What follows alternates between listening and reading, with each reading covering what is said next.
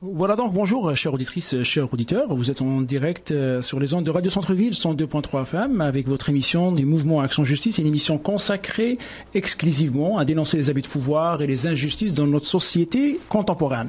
Vous savez tous, chers auditeurs, chères auditrices, que nous vivons dans des sociétés un peu complexes, des fois contradictoires, floues par moments, des sociétés un peu difficiles à gérer.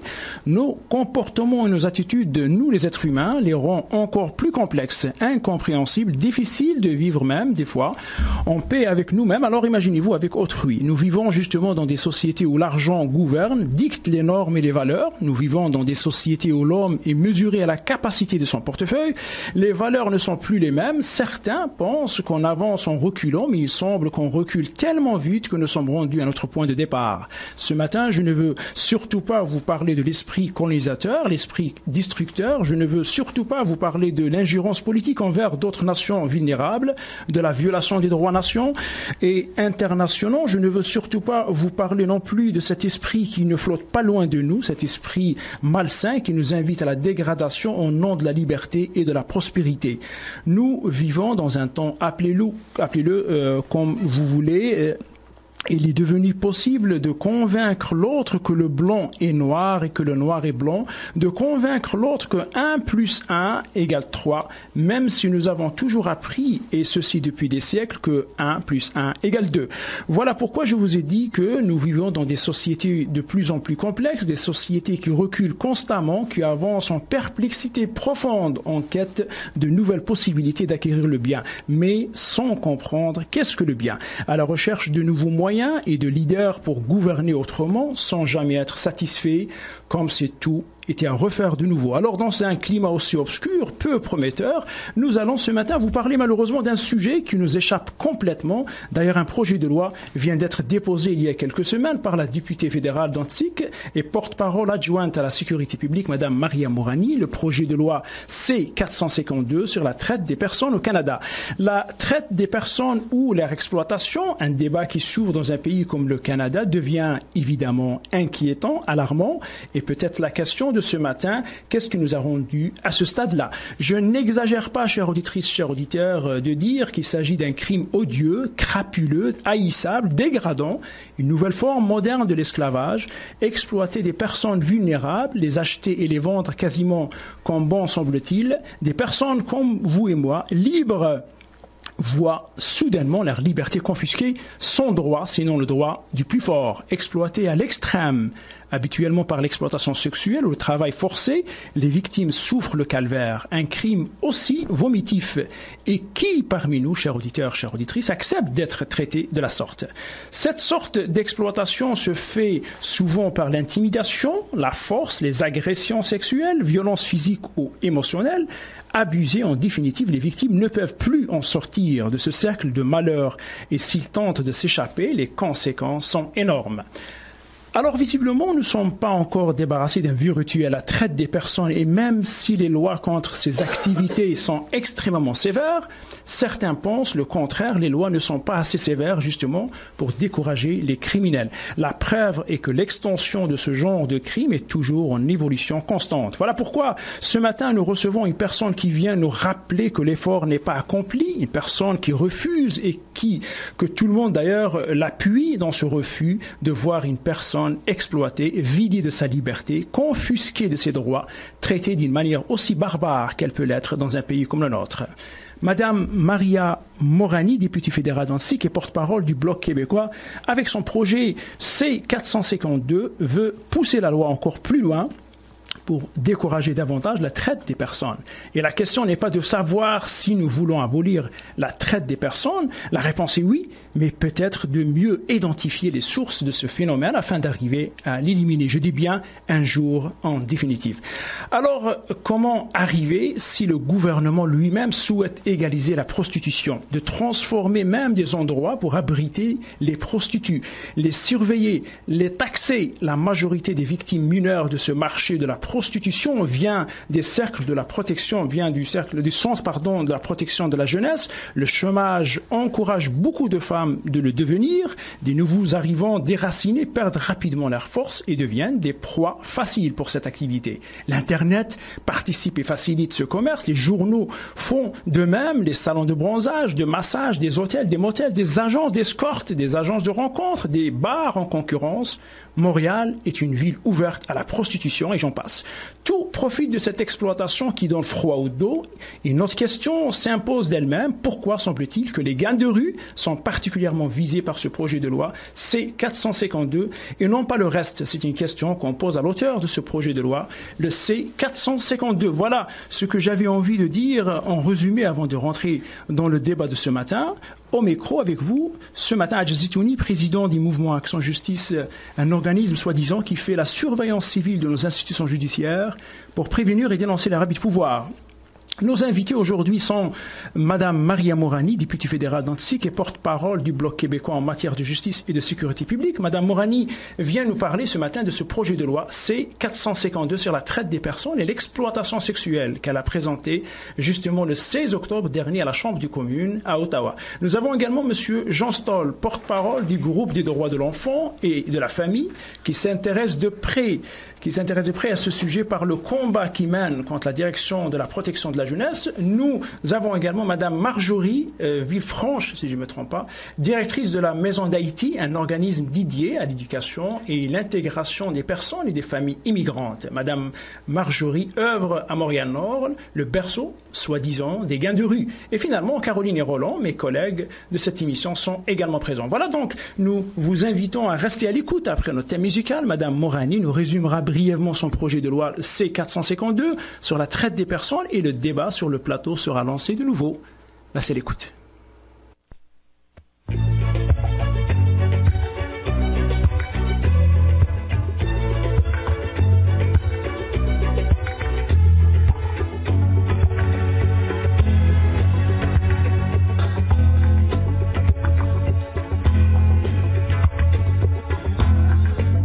C'est une émission formidable sur les problèmes de société où des héros et des minables vous parlent en toute liberté.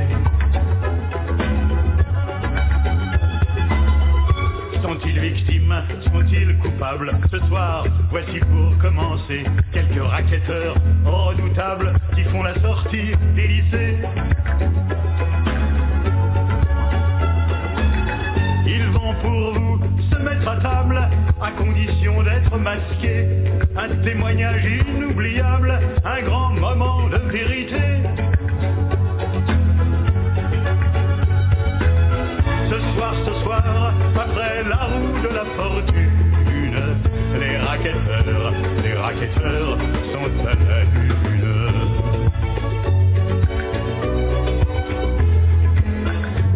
C'est une émission fantastique. Vous avez un rôle à jouer, un rôle moral, un rôle civique pour nous aider à retrouver tous ceux dont on est sans nouvelles, disparus, volatilisés. Ce soir, je vous lance un appel, vous seuls pouvez nous renseigner. Dans quel bas-fond la malheureuse a-t-elle un jour pu s'égarer? À quelle manœuvre très douteuse a-t-elle fini par se livrer?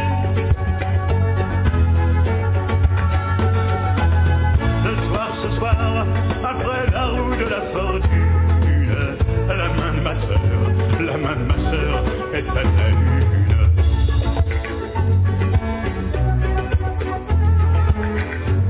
C'est une émission fracassante sur les tréfonds de la société, une tranche de vie saignante que vous ne pouvez pas manquer.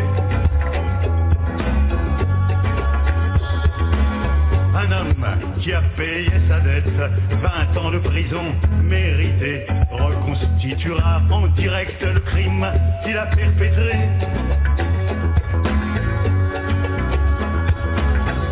Tout ce qui se passait dans sa tête, combien de fric il a touché en appuyant sur la gâchette pour refroidir un député.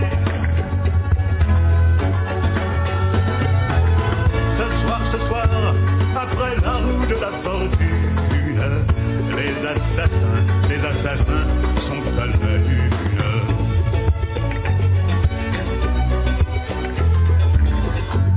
C'est une série faramineuse de grands débats télévisés, de controverses fabuleuses, de face à face sans pitié. Entre qui saigne et qui charcute, entre bourreaux et torturés, entre un ripou et une pute, un délateur, un dénoncé. Entre un para et un félouse, entre un violeur et des violés, et puis, comme une apothéose, entre SS et déportés. Ce soir, après la roue de la fortune, un baf obscène est à la une. Alors voilà, rebonjour, chers auditrices, chers auditeurs. Je vous rappelle que vous êtes toujours en direct sur les ondes de Radio Centre-Ville, 102.3 FM, avec votre émission du Mouvement Action Justice, une émission consacrée exclusivement à dénoncer les abus de pouvoir et les injustices dans notre société contemporaine.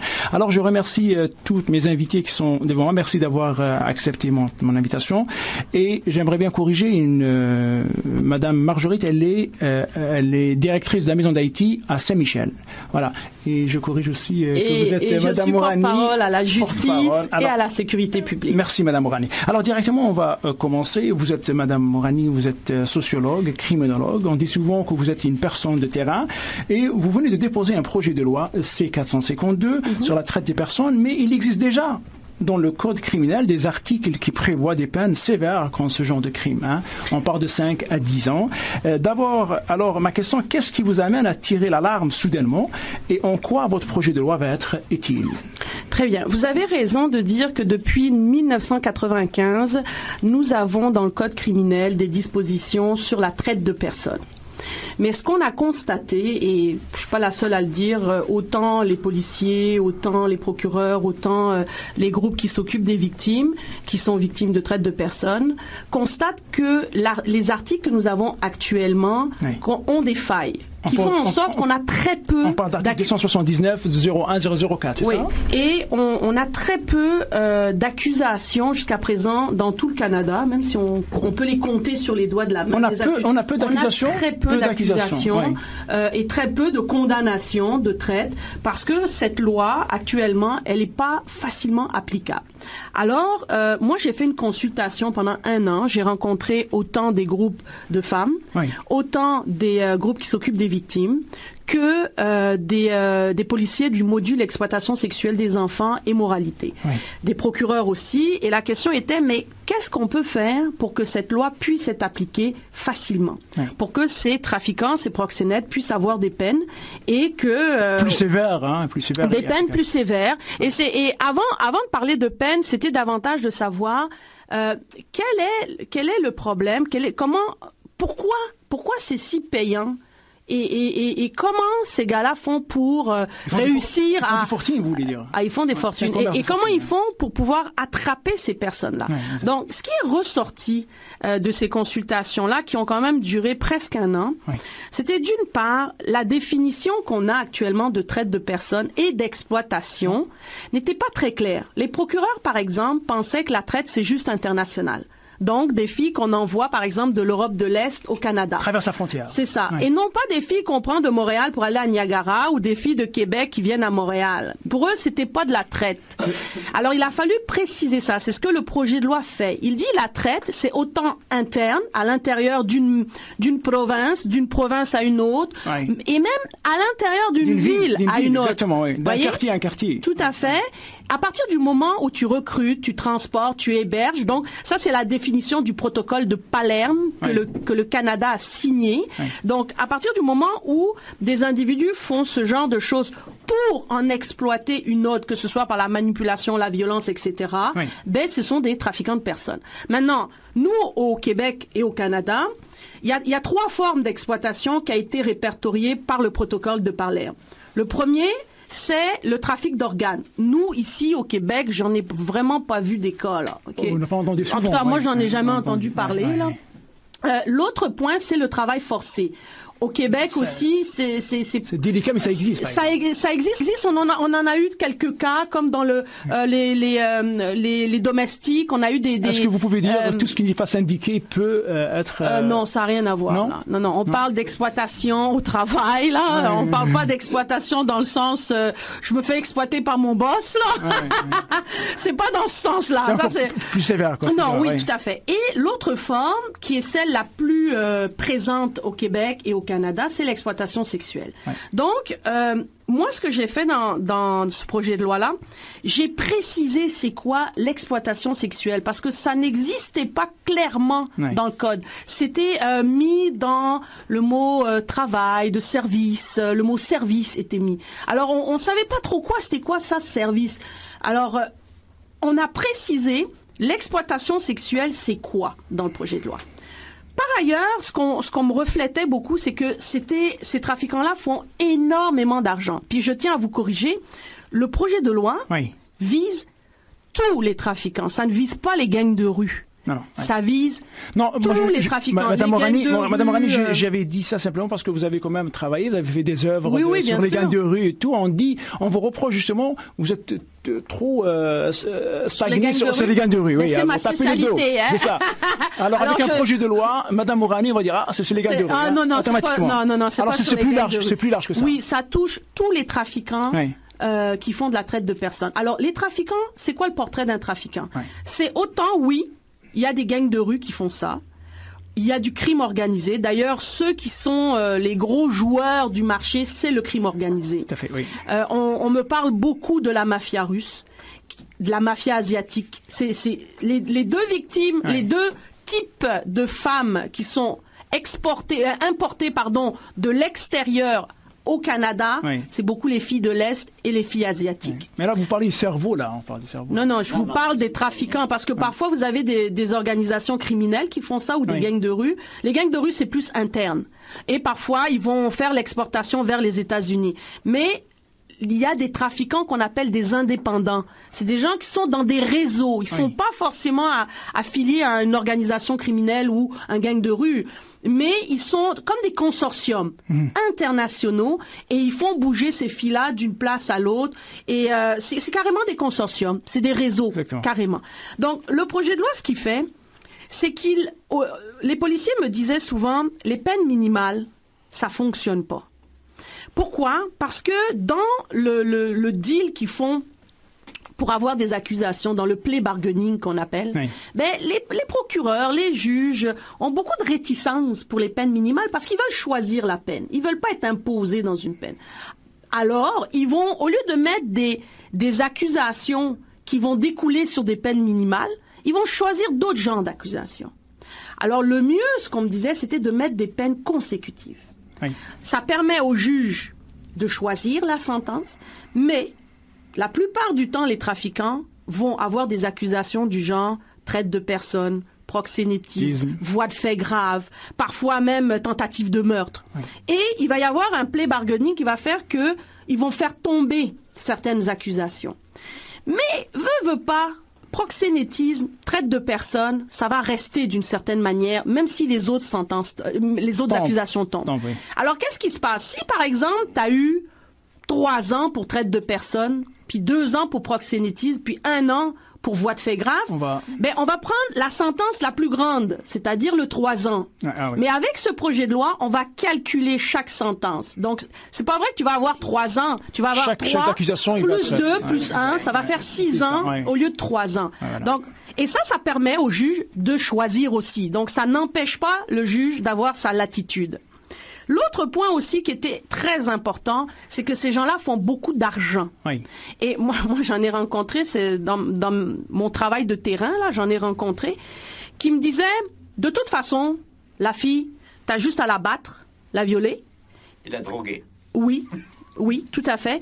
Puis après ça, tout ce que t'as à faire, c'est de lui donner, de l'habiller, de la maquiller, puis elle va prendre son propre rendez-vous. Tu payes pas de drogue. Tu te fais pas pogner avec de la drogue. La drogue, tu dois l'acheter. Donc, ça te coûte de l'argent. La drogue, tu peux te faire pogner avec de la drogue sur toi. C'est facile de faire la preuve. Mais avoir un réseau, si vous voulez, de filles que vous faites bouger d'une place à l'autre, il te faut le témoignage d'une victime pour pouvoir porter des accusations.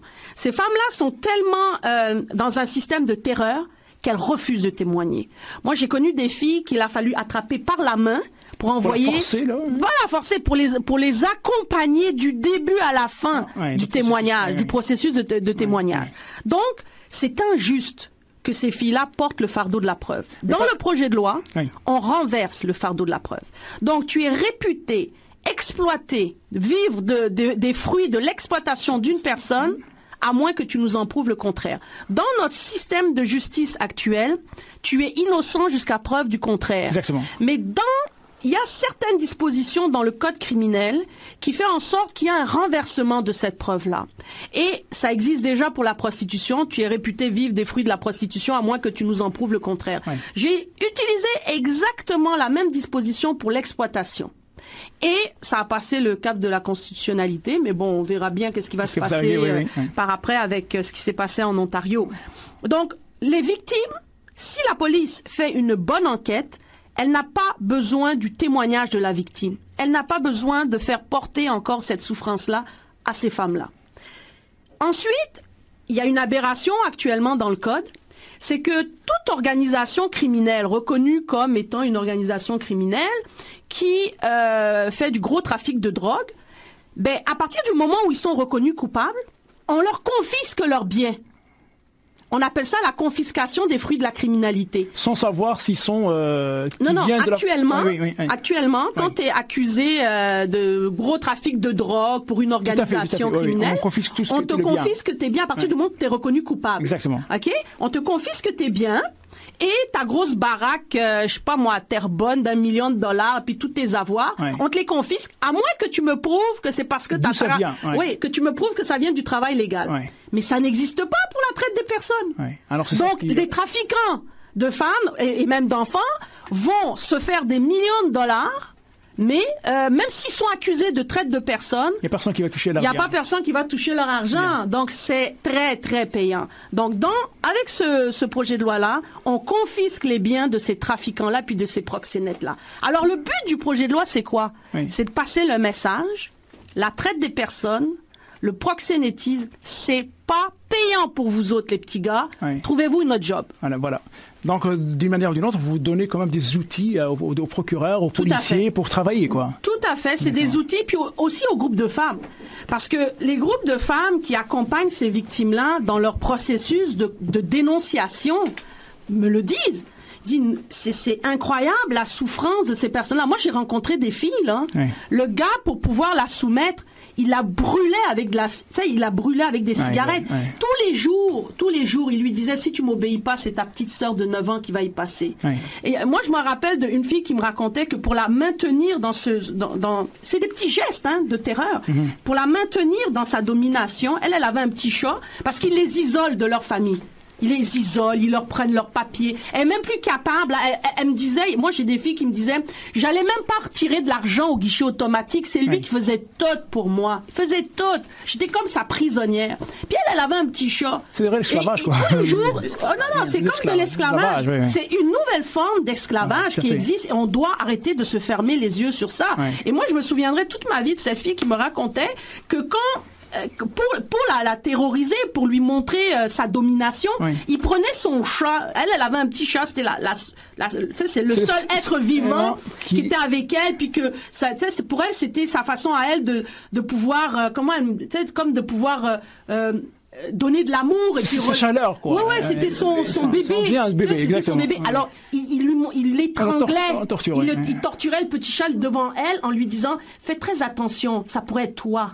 Ça c'est ce genre de choses-là qui ne se passe pas en Thaïlande. Faut arrêter de croire que nous, on est au Québec, on est au Canada, ça nous touche pas, c'est pas chez nous, c'est en Thaïlande. L'âge moyen d'entrer dans la prostitution au Canada, ça a été établi par le Service canadien de renseignement criminel, c'est 14 ans. Moi, j'ai rencontré des filles qui ont commencé à 12 ans. À 12 ans. Puis, je me rappelle d'une fille qui me racontait, elle était à l'âge adulte quand j'ai rencontré, elle me disait que quand il la transportait de Montréal à Québec, il y avait eu une situation qui l'avait fait beaucoup réagir. Elle avait à peu près 16 ans. Elle se faisait déplacer de Montréal à Québec, puis en arrière, il y en avait une petite de 12 ans qui pleurait. Mais il faut jamais oublier une chose. Si il y a le commerce des jeunes filles au Québec et au Canada, c'est parce qu'il y a des clients pédophiles qui utilisent ça. Et moi, je vais vous dire une affaire. Faut arrêter de penser que quand on achète des enfants, on se dédouane de la pédophilie. Non. Tu achètes un enfant ou que tu agresses un enfant, t'es un pédophile. Exactement. Parce que c'est pas tous les hommes qui vont aller toucher à des petites filles de 14-15 ans. Pas tous les hommes qui font ça, là. Mais là, Madame Rani, vous avez cité quand même là, une fille de 12 ans. Vous avez signalé comme quoi ça commence à partir de 12 ans. Mais cette fille-là qui s'en va de 12 ans, sa famille, ils sont où, là? Ses parents, qu'est-ce que vous allez nous dire de ça? C'est très dur, c'est très dur. Il y a des enfants, écoutez... Mais on parle de 12 ans, hein. 12 ans, si elle s'absente chez elle, j'imagine que ses parents, ils sont absents Ben écoutez, il y a des familles, il faut le dire, il y a des familles qui, malheureusement... sont dysfonctionnels aussi. Il y a des familles aussi que pour eux, la famille est un lieu de... comment je peux vous dire? Il y a des jeunes qui me disent, moi je rentre pas à la maison parce que ma famille est trop violente.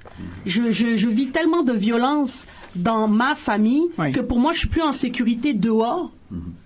Qu'à l'intérieur. Donc il y a toutes sortes de causes sociales qui peuvent amener des enfants à avoir peur. C'est quand tu te fais agresser par ton père, là, depuis l'âge de 4 ans, là. À 12 ans, 13 ans, 14 ans, ben tu dégages de la maison. Exactement. J'aimerais juste poser, M. Jean Stoll, la question à vous. DPJ dans ça. Si l'enfant a été enlevé de la famille. C'est ça, voilà, je vais poser la question. Il y a beaucoup de cas de jeunes filles et de jeunes garçons qui sont recrutés dans des centres centres jeunesse.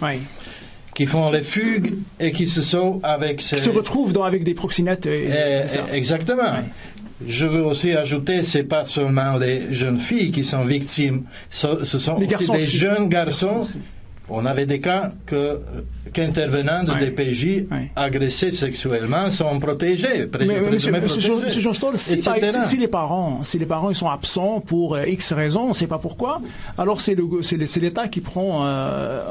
supposé d'aider la famille. Alors, mais qu'est-ce que l'État fait? Il y a des lois aussi, à 15 ans, une jeune personne peut avoir les avocats qu'elle veut contre ses parents. Elle peut disposer de la discrétion, 14 à 15 ans. Je reviens, M.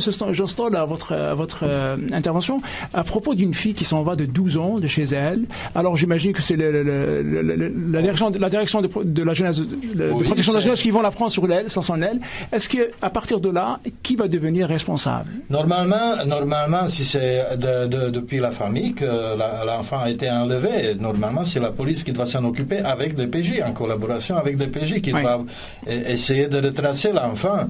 Parce que des fois, c'est même pas la responsabilité vraiment des parents, ils peuvent être débordés. L'enfant peut être recruté dans la cour d'école, etc. Il y a tellement de cas, mais qui protège variété de cas. Mais la protection, ça devient à qui va protéger l'enfant qui a 12 ans et qui s'évapore de chez lui? Alors, il est tout à fait, il va devenir une proie. L'affaire de la police et de DPJ. Évidemment. C'est sûr que lorsqu'un mineur... Les parents ne peuvent pas faire des recherches. Lorsque un mineur est porté disparu, c'est la police qui fait cette enquête-là. Et généralement, lorsqu'il y a des mineurs qui sont portés disparus, c'est très, très, très rapide. L'action de réaction, je veux dire. Parce qu'on dit que ça prend 24 heures pour que... oubliez ça. Après 24 heures, là, essayer de retrouver l'enfant, ça devient un miracle. C'est ça qui est terrible. Mais il ne faut jamais oublier... Les trafiquants, les proxénètes, lorsqu'ils ont des mineurs sous leur domination, les font énormément bouger. Ils les font changer de coin parce qu'ils savent que, par exemple, un mineur qui disparaît à Montréal, ben, tu peux être sûr que la police, la DPJ, les parents sont tous là-dessus. Donc, qu'est-ce qu'ils vont faire? Ils vont déplacer la fille ou le gars. Mais je vous dirais, la grande majorité, c'est des filles. Dans la traite des personnes ou même le proxénétisme, on évalue... à autour de 80-85%, c'est des filles, des femmes, des fillettes, etc. Donc, ils vont les déplacer justement pour pas qu'on les retrouve. Il y a beaucoup de faux papiers qui sont faits pour des petites filles de 14, 15, 16 ans. Là, ils vont vous dire, ouais, on va la maquiller un petit peu, elle va avoir l'air de 17, 18 ans, ouais, voilà. Puis on va lui faire des faux papiers. Donc, parce qu'ils savent qu'il y a certains bars de danseuses, pas tous, certains bars de danseuses qui vérifient, mais une grande majorité vont pas vérifier. Fermer les yeux aussi.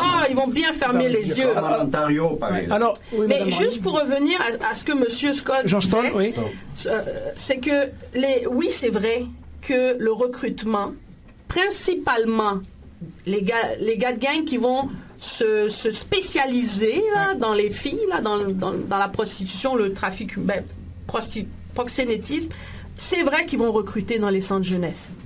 C'est vrai. Puis, il va souvent y avoir des filles qui elles-mêmes ont déjà été recrutées, qui vont recruter d'autres filles. C'est-à-dire des filles qui sont directement dans le pavillon des filles, dans le centre de jeunesse, qui vont elles-mêmes recruter d'autres filles pour ces gars-là. Puis ces gars-là vont être... C'est sûr que les centres de jeunesse sont au courant de ça aussi, et en tout cas, surveillent du plus qu'ils peuvent. Là. Mais oui, moi j'en ai eu des cas de filles qui ont été recrutées dans le centre jeunesse. Et puis ça, il faut être assez honnête pour le dire. Alors, j'aimerais juste revenir maintenant, puisqu'on parle de mineurs, excusez-moi, M. Johnston, j'aimerais bien revenir à Mme Polamaï. Vous avez quand même une expérience très douloureuse et nous avons eu la chance d'écouter votre histoire. J'aimerais bien que vous nous racontiez très brièvement l'histoire de votre fille qui avait 14 ans quand elle était dans le centre de jeunesse. Qu'est-ce qui est arrivé avec votre fille? Mais oui, je veux parler de mon vécu qui a été tragique et qui a fait que... Alors, vous arrivez de la Roumanie avec votre fille qui avait 12 ans. Oui, c'est ça. Ma fille a été brillante à l'école, mais je vais l'appeler pour des raisons de confidentialité parce qu'aujourd'hui elle est majeure. Je vais l'appeler Eduarda. Eduarda, parfait. Eduarda, elle a été une étudiante brillante. Elle a fini l'accueil dans 3 mois et demi. Elle est bien allée, mais à l'âge de 14 ans, elle a rencontré un garçon à l'école. Oui. Un garçon qui apparemment faisait partie des gangs des rues. Par la suite... il avait le même âge que votre fille, madame? Non, il était plus âgé de 3 ans, mais il se trouvait dans la même classe que ma fille. Oui. Ma fille est tombée amoureuse, Eduarda est tombée amoureuse de ce garçon. Et par la suite, la directrice de l'école a mentionné que le garçon était dans les gangs et... elle a appelé la DPJ en disant que ma fille est dans les gangs. Alors la DPJ sont rentrés dans le décor et qu'est-ce qu'ils ont fait? Ils ont pris votre fille? Malgré que malgré qu'à l'époque j'étais dans une très très belle fonction, j'étais gestionnaire dans l'immigration. Et ils sont venus dans ma maison, ils ont contrôlé le réfrigérateur, la travailleuse sociale a contrôlé le réfrigérateur si ma fille a de la nourriture. Alors si on a bien compris, vous ont arraché votre fille maintenant? Oui, c'est ça. C'est ça. Malgré vous avez souhaité que votre fille continue à rester avec vous? Oui. C'est que je demandais. C'était pas le cas? Oui, c'était pas le cas. Et alors une fois... L'État n'a pas arraché ma fille de chez moi, mais il n'a pas été capable de répondre à ses besoins qui ont été établis par le juge du Québec même. De la protéger? Parce que le juge avait demandé thérapie familiale et thérapie individuelle pour Eduarda.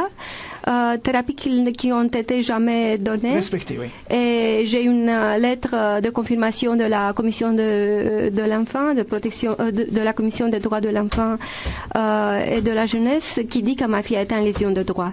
Oui. Par la suite, parce que ses besoins n'ont pas été comblés, ma fille est entrée dans la spirale de la fugue. Elle a été recrutée par une fille qui lui a offert l'amitié dans le centre. Oui, mais cette fille a commencé à lui faire des photos quand elle était dans la salle de bain. Oui. Tout s'est passé dans le centre. Oui. Et ces photos-là? Et aussi Eduarda, pas seulement en 2009, Eduarda a été demandée dans le centre de jouer dans un film documentaire. C'est le centre de où jeunesse. Elle était sans jeunesse. Eduarda était avec 2 autres filles demandée de jouer dans un film documentaire où elle était danseuse de bar. Et moi, j'ai envoyé une lettre de proteste aux protections de la jeunesse. Oui. Même le juge Patrick Urtubise, il a été comme très étonné quand il a entendu ça, surpris, mais on n'a fait rien et le sans jeunesse n'a pas pu alors si vous avez bien compris, Madame Polamaï, ils l'ont presque initié là, il y a une initiation. Oui, Eduarda a été initiée et puis à devenir une danseuse dans un bar. Exact. Eduarda, elle est devenue comme une fugueuse parce qu'elle pouvait pas vivre dans le centre. Et avec d'autres filles, elle est tombée dans cette spirale. Voilà, merci. Et présentement, vous la voyez pas, Mais écoutez, après ses 18 ans, elle est revenue... dans quel état vous l'avez vue la dernière fois, madame? Mais c'est comme il y a presque moins, mais elle est très, très blessée à l'intérieur. Dans son âme, elle est très fragile. Est-ce que, d'après vous, est-ce qu'elle consomme de la drogue? Ça, c'est pas la question. Vous voyez, mais je peux répondre, dans notre famille, nous avons eu beaucoup... Madame Polamaï, vous êtes une famille démolie, votre fille est démolie aussi. Mais je ne veux pas parler trop d'Eduarda, mais moi je suis complètement, je considère que je suis échouée complètement. Échouée, voilà. Merci. Donc revenons maintenant avec Madame Marguerite. Vous êtes directrice de la Maison d'Haïti. Oui. Vous recevez beaucoup de familles immigrantes. Oui. Quel est votre sentiment en entendant l'histoire? C'est-à-dire qu'en fait, je suppose que vous m'avez demandé de venir parce que justement, si on parle de gang de rue, à ce moment-là, c'est clair que la communauté haïtienne est stigmatisée à ce niveau-là. Oui. Ce que je pourrais dire, moi, c'est qu'effectivement, ce que raconte Maria et ce que raconte Madame, c'est des histoires que nous entendons quelquefois, en effet. Mais nous, disons que l'autre bout de la lorgnette qu'on veut adopter, nous, c'est le fait, par exemple, de travailler en termes de prévention. C'est-à-dire, donc, c'est vrai que on a beaucoup parlé, pendant des années, on a beaucoup parlé des gangs de rue, donc on parlait des garçons, mais on a rarement parlé des filles.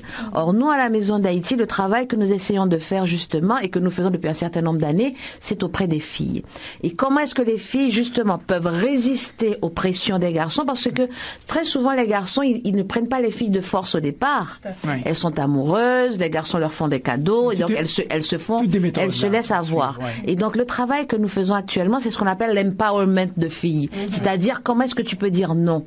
Comment est-ce que tu peux te sentir suffisamment forte et suffisamment indépendante et te sentir suffisamment ferme et fière de toi pour que quand un garçon t'offre quelque chose et que tu sentes que c'est pas tout à fait normal, que tu es capable de dire non. Et comment est-ce que tu peux aussi résister à la pression des pères? Parce que ça veut dire que quand, par exemple, un garçon te fait une proposition, tu lui dis non, tu vas avoir d'autres filles autour de toi qui vont te dire mais pourquoi tu dis pas oui, mais pourquoi tu n'acceptes pas, etc., etc. Comment est-ce que tu peux faire cet empowerment? Et c'est le travail qu'on fait actuellement. C'est qu'on se dit, c'est vrai, tout ce que vous dites là, c'est vrai que ça existe, mais en même temps, il faut aussi aider ces filles parce que il faut le reconnaître. Très souvent, dans les familles, on n'apprend pas aux filles à faire ça. Parce que très souvent dans les familles, on se ferme un peu les yeux, on ne parle pas de sexualité, on ne parle pas d'approche des garçons, on ne veut pas parler de ça. Parce qu'on a l'impression qu'en parlant de ça, c'est comme si on disait aux filles, ben vas-y. Alors que, en termes de prévention, il faut absolument parler de tout aux filles, même quand elles sont très jeunes, parce que ça commence à la fin du primaire, les propositions. Donc il faut absolument parler aux filles, leur expliquer ce que c'est, leur donner de la force. C'est pas seulement de leur apprendre à résister, c'est d'ouvrir leur esprit, c'est de développer leur esprit pour qu'elles soient suffisamment indépendantes et averties et suffisamment fortes pour qu'elles soient capables de regarder un gars en disant si je veux, je veux, si je veux pas, je veux pas. Et même si les autres me disent si tu vas pas, moi je vais y aller, ben vas-y. Tu comprends? Tout à fait. Madame Marguerite, j'aimerais bien savoir, stigmatiser les Noirs, tout ce qui est couleur noire, sont des gangs de rue, sont des proxénètes et tout. À votre avis, qu'est-ce que vous pouvez nous dire aujourd'hui? Bon, c'est-à-dire que la stigmatisation, et surtout, Madame Morani, à ce niveau-là, je crois que cette stigmatisation dans la communauté, la communauté montréalaise est un peu faite. Le travail que nous on est en train de faire, c'est effectivement de dire que c'est pas parce que c'est un jeune garçon haïtien qui te fait la cour que c'est un gang de rue. Je veux dire, ça aussi, c'est un peu ridicule. Donc ça veut dire ceci ne veut pas dire cela. Donc c'est le cliché, oui, c'est le cliché. C'est un cliché, mais c'est clair aussi que même dans la communauté, on a affaire aux gangs de rue de cette communauté. Donc on ne se voile pas les yeux non plus. Et le travail qu'on fait, c'est de se dire oui, on travaille auprès des garçons. On le fait depuis des années, et Madame Morani le sait, vu qu'on travaille ensemble à ce niveau-là. Oui, on a travaillé ensemble à ce niveau-là. Donc au niveau des garçons, ça existe, c'est vrai, mais nous, on a décidé, en plus d'intervenir auprès des garçons et de faire de la prévention auprès des jeunes garçons, en leur offrant des activités autres et valorisantes, mais aussi de faire la prévention au niveau des filles pour nous, c'est extrêmement important. Oui, mais pour les garçons, là, excusez-moi, Madame Morani, je sais que vous voulez intervenir, mais pour les garçons descendants d'Haïti, 12 ans, 13 ans, qu'est-ce que vous Ce qu'on leur offre, c'est d'autres activités et d'autres images d'eux-mêmes. C'est parce qu'en fait, le gars de Genki, qui représente une minorité dans les communautés, on veut dire, c'est-à-dire ces jeunes garçons sont attirés par cela, parce qu'ils voient des jeunes qui ont réussi, qui roulent grosses bagnoles, etc., etc. La musique, la vie, tout. Oui, mais on ne réalise pas à quel point. Et en plus, c'est vrai que c'est un effet de mode. Exactement. On ne peut pas oublier ça. C'est bizarre. Donc on veut être à la mode, donc on veut ressembler à ça. Mais vouloir ressembler à ça ne veut pas dire être. D'accord? Tout à fait. Et donc, c'est à ce moment-là qu'il faut les attraper, dans le vouloir ressembler à ça, mais tu peux aussi vouloir ressembler à un jeune sportif, tu peux vouloir ressembler à autre chose. Et donc, de leur offrir d'autres types d'activités pour ne pas justement les laisser errer dans les rues à ne savoir que faire. Et c'est à ce moment-là qu'on peut effectivement récupérer ces jeunes garçons-là. Mais c'est à partir de donner aussi, de parler, à donner presque une éducation aux parents, qu'ils donnent une éducation aux enfants. Oui, ça se fait aussi. Mais vous savez que l'éducation aux parents, c'est beaucoup plus long. Dans le sens que nous travaillons aussi avec les parents. Et nous travaillons avec les parents dès le moment où ils sont en difficulté avec leurs enfants. Donc des fois, on travaille avec le parent, l'enfant il a 2-3 ans.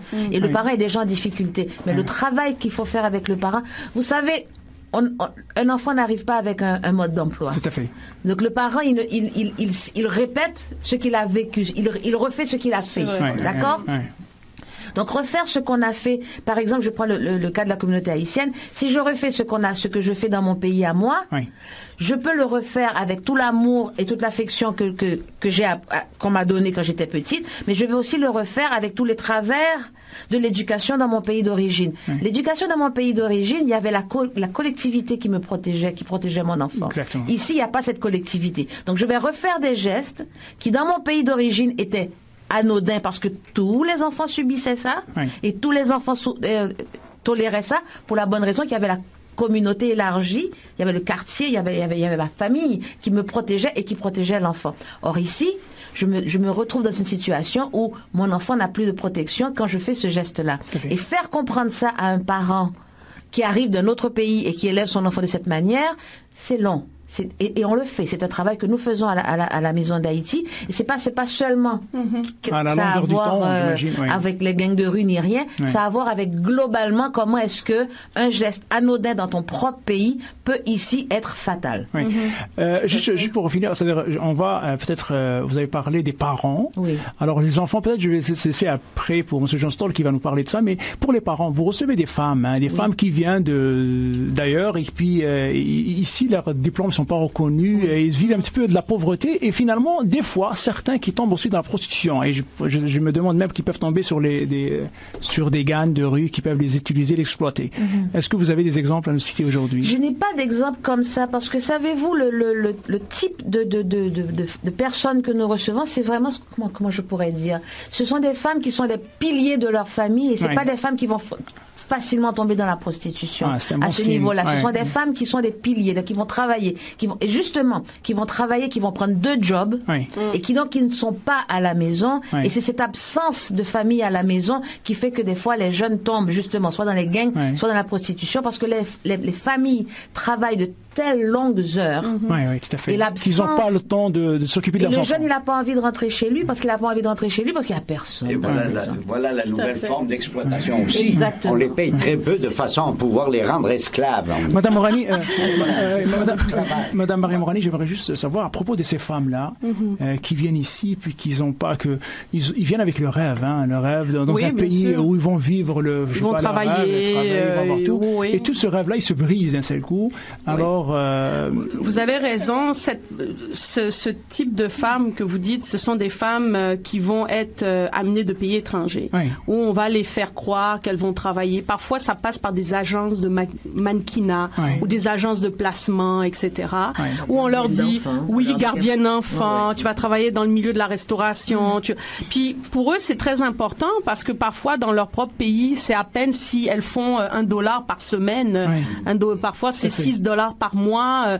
Donc pour eux, alors, quand on leur propose un certain montant, pour eux, c'est... Puis il y a des femmes, dans certains rapports de la GRC d'ailleurs, les derniers rapports font état justement de femmes qui savent une minorité vont savoir qu'elles viennent pour l'industrie du sexe, mais vont l'accepter parce que dans leur pays, elles sont en train de mourir de faim, puis elles font tout pour aider leurs enfants. Elles ont des enfants qu'elles laissent là-bas puis qu'elles viennent pour ça. Et le gouvernement est conscient, hein? Le gouvernement, je vous dirais, une aberration qui a été abolie dernièrement, c'était les fameux visas pour danseuses exotiques, là, qui était une aberration d'ailleurs, et très très très récemment, ça a été aboli. Maintenant, Monsieur Zeitouni, j'aimerais revenir sur un point important. Zitouni. C'est les olives, non? Oh my God, vous connaissez ma langue aussi. C'est la richesse du Moyen-Orient, les olives, là. Tout le monde court après ça pour écouter.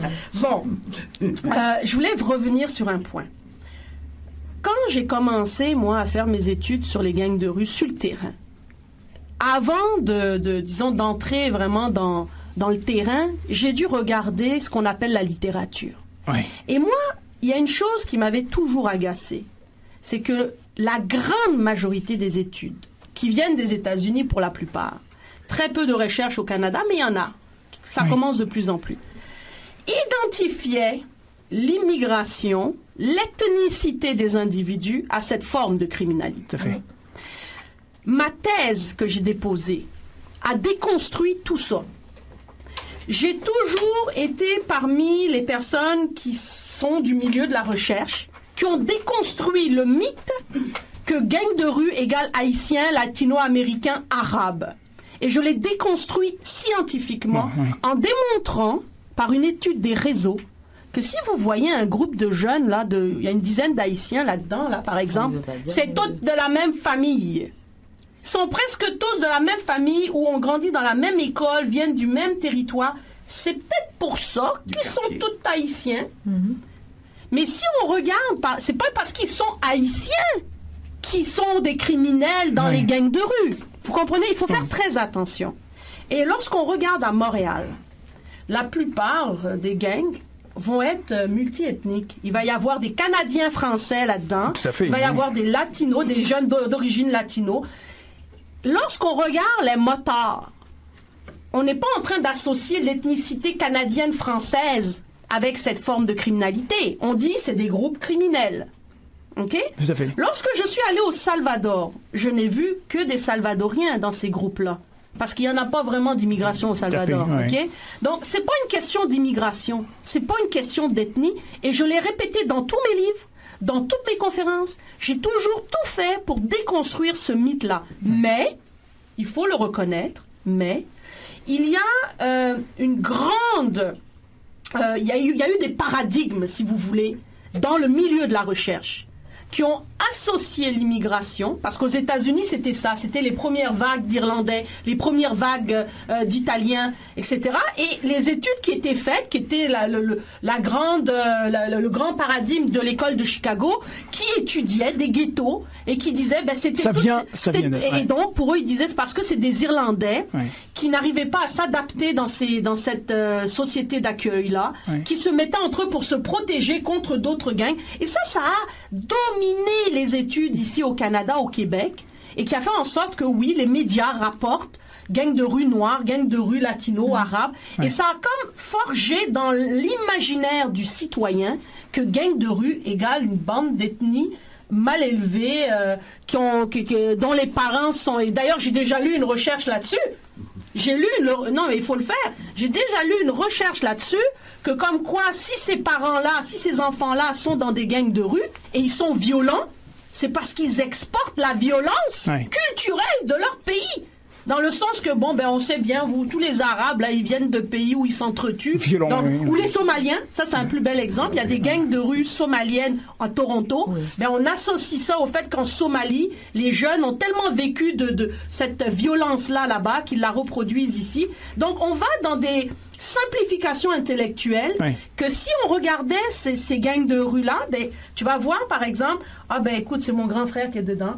C'est mon cousin qui est dedans. Ben, et veut pas, tu sais, ils sont oui, c'est vrai que son grand frère, c'est un Haïtien, il est lui-même d'origine haïtienne. Ça, c'est la probabilité qu'il devienne canadien-français est très, très faible, puis la probabilité qu'il soit arabe est faible. Vous comprenez? Donc, c'est pas une question d'ethnie. C'est une question, c'est comme tous les groupes criminels organisés. C'est-à-dire, c'est des familles, c'est des chums ensemble.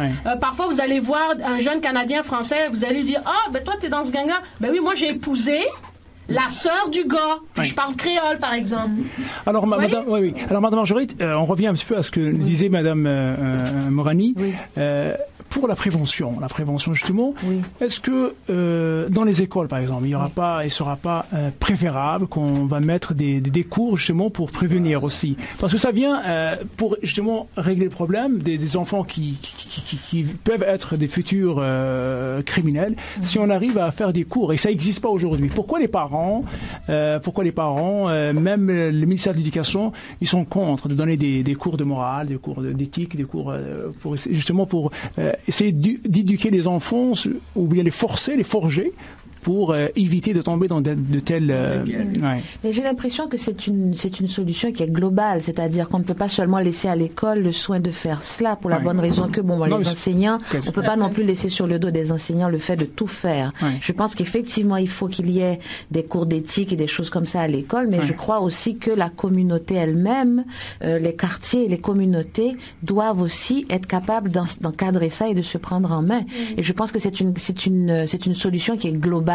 Elle ne peut pas être seulement... Il n'y a pas une seule personne qui a la solution. Je pense que c'est plusieurs acteurs qui doivent avoir la solution. Et en fait, le principe d'encadrer l'enfant, c'est-à-dire que c'est un petit peu ce qu'on développe à la Maison d'Haïti, c'est-à-dire qu'on l'encadre. À partir du moment où l'enfant vient faire ses devoirs et qu'il a 6 ans, 7 ans, il commence à venir faire ses devoirs à la Maison d'Haïti. Ensuite, on va l'emmener dans d'autres activités et au fur et à mesure, l'enfant sera toujours encadré, on ne le lâchera pas. Enfin, vous êtes en train de dire que c'est tout un travail énorme. C'est le principe de il faut un village pour élever un enfant. Et le village doit être le village de la communauté, ça du quartier. C'est le rôle de la police de venir les avertir. Voilà. Moi, j'ai enseigné dans les écoles, j'ai 5 ans d'université, j'ai de la misère à gagner ma vie, puis je suis blanche, je suis née ici, j'ai grandi ici. C'est Caroline, je vous considère très à côté de la plaque. Je m'excuse parce que moi aussi, j'ai travaillé sur le terrain. Ça fait depuis 2005 que je travaille plus dans les écoles. Je peux vous dire que les filles aujourd'hui, à 14-15 ans, ils font des parties ensemble. C'est des trucs de fellation. Ils en savent plus que vous et moi sur la sexualité. C'est pas tout à fait ce qu'on entend. C'est un mode de vie ou quoi? Puis aussi, si c'est les Noirs, puis si c'est les Arabes, c'est parce que c'est une question financière. Si les gens se prostituent, c'est une question financière. Puis s'ils les trouvent pas ici, ils vont aller les chercher, comme justement, ils vont aller les chercher dans les pays de l'Est. Alors, je veux dire, ils trouvent ce qu'ils peuvent ici, ils les exploitent comme ils peuvent, mais il y a des filles là-dedans consentantes, on veut pas dire consentantes, mais les filles d'aujourd'hui, c'est pas du tout... Là, vous les présentez toujours comme des victimes, ce qui est vrai. Il y en a là-dedans qui sont vraiment des victimes, qui sont maltraitées et tout ça, mais il y en a une série qui sont très bien traitées. Puis, on va pas se raconter d'histoire, mais il y a des filles de bonne famille, attention, qui font de la prostitution, mais d'une autre façon. La fille de professionnel va coucher avec un avocat parce qu'elle veut rentrer dans telle firme d'avocats. Alors oui, c'est fait plus soft, mais elle aussi, elle peut être victime de violence conjugale, comme une policière peut être victime de violence conjugale. Donc, je pense que les problèmes vont beaucoup plus loin que juste dire « Oh, il y a des petites filles là qui sont... » Puis, regardez les sites de pornographie. Regardez le nombre de petites filles sur ces sites-là en bas de 18 ans. Puis, il y a des blanches, il n'y a pas juste des noirs, puis il n'y a pas juste des asiatiques, puis c'est fait dans des appartements quelque part dans le monde, on ne sait pas où. Comment vous allez les retracer? Comment vous allez mettre tous ces gars-là en prison? Attends un instant. Parce que ces gars-là, ils sont aussi des victimes, ces gars-là. Pourquoi c'est des Noirs? Pourquoi c'est des Haïtiens? Parce que les Hells Angels veulent plus se mettre les mains là-dedans. Alors, ils font faire ça par des gens qui n'ont pas accès à l'éducation. Moi, j'ai eu accès à l'éducation, je les ai vus, ces filles-là. Et quand ils me demandent combien vous êtes payée, madame, puis que je leur dis combien je suis payée, puis je suis allée 5 ans à l'université, puis je suis blanche, je suis née ici, j'ai grandi ici, où est le modèle? Alors, tu sais, à un moment donné, je veux bien, mais... Caroline, c'est bien, vous soulevez un point, vous soulevez un point important. Je pense que vous mélangez des choses, là. Qu'on parle de prostitution, qu'on parle de traite de personnes, il faut faire attention. D'une part, là, oui, c'est vrai, la pornographie, que ce soit juvénile ou non juvénile, qui se fait à l'étranger, puis qu'il y a des films qui se font à l'étranger, vous avez tout à fait raison. Est-ce qu'on a une impasse? Est-ce qu'on a une pogne là-dessus? Non. Parce que ces États... Laissez-moi terminer. Ouais. Ces États-là doivent eux-mêmes pouvoir gérer leurs propres affaires. Moi, ce que je dis, ici, au Québec, au Canada, ça se fait aussi. Ben nous, on ne doit pas accepter que ça se fait ce genre de choses-là. Oui, puis il y a une autre chose. Les retrouver, ils sont dans un appartement. C'est sûr, madame, qu'on pourrait. Il y a un Français, il viole la fille. On voit ça sur Internet. Oui, vous avez raison. Comment on peut savoir que ça n'a pas été filmé ici, de l'autre côté de la rue? Ouais. C'est juste un appartement, c'est des gens qui parlent une autre langue, même ils parlent 3-4 langues.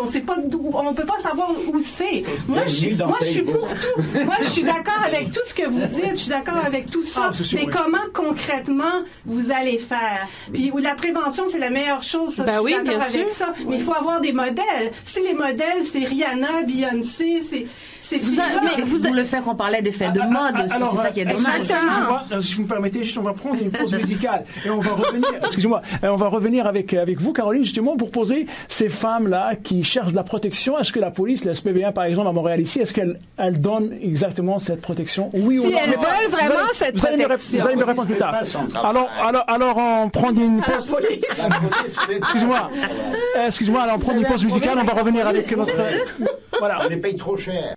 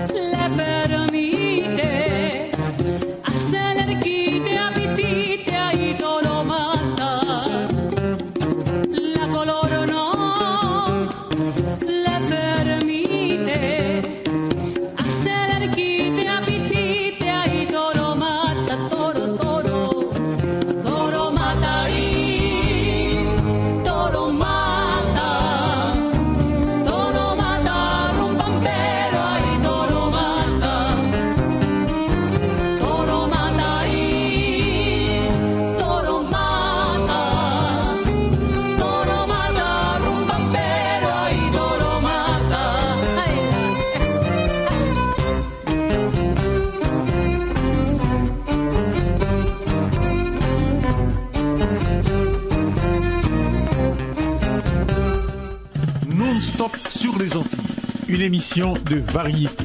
Un plaisir à la découverte. Une émission à savourer sans modération. Musique, information, éducation, histoire, débat. Non-stop sur les Antilles. Mardi, minuit 30. Sur Radio Centre-Ville, 102,3 FM. C'est un rendez-vous. Ici Soundproof et Pascal. Entre un café et le trafic, Urban Ways, une façon de débuter le week-end. Tous les vendredis matins de 8 à 9 où l'on parle actualité, culture, musique dans un vibe chill.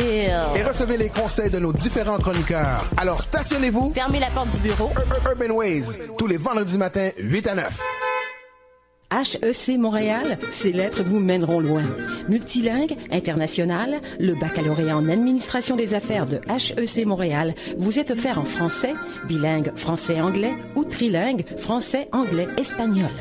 Le baccalauréat en administration des affaires de HEC Montréal, une expérience universitaire à votre portée. Pour vivre une expérience exceptionnelle dans une université renommée et internationale. Information hec.ca. HEC Montréal, ces lettres vous mèneront loin. Jusqu'où irez-vous? Salsa, ike, kamba, zouk, lambada, bossa nova, fado, hip-hop, hagamoki, mala, tango, samba, merengue, bachata, jazz, chansonnette française, soukous, rock francophone, funk, blues, techno, drum and bass. Toute la musique du monde sur le 102,3 FM. Radio Centre-Ville, nous mettons l'accent